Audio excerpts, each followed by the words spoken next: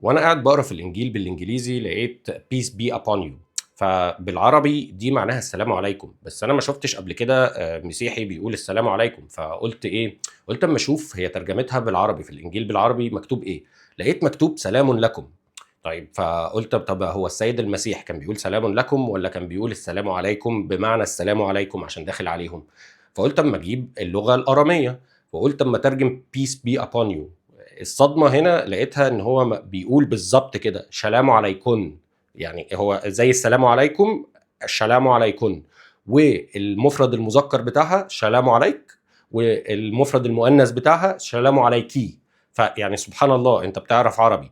فانا سايب لكم البحث كده صغير عشان تبقوا عارفين ان الترجمه دي ليها معنى ليه، لان احنا عندنا في القران السلام ده حاجه مهمه جدا، ولازم تحياتهم فيها سلاما. اوكي، فده مهم جدا.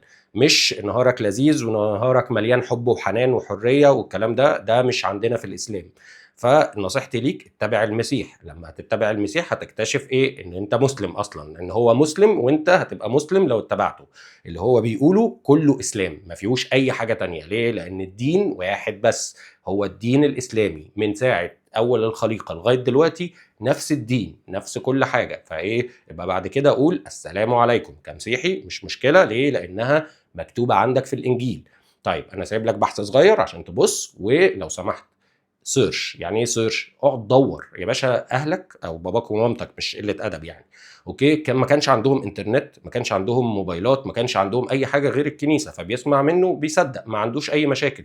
دلوقتي يا باشا عندك انترنت، عندك اي، عندك كل حاجه تقدر تترجم بيها، تعرف بيها الحقيقه. فيا باشا انت هتتسأل عن ده. فالدين الاسلامي هو الصح. لو سمحت ذاكر واتبع المسيح. انا مش بقول لك ابعد عنه، انا بقول لك اتبعه. شوف هو كان بيعمل ايه في الانجيل. والله العظيم والله العظيم والله العظيم بيعمل كل حاجه المسلمين بتعملها. ما ينفعش. اوكي، والمسيحيين ما بيعملوهاش. فانا مش فاهم ليه. طب اعملها، ما عندك في كتابك يعني.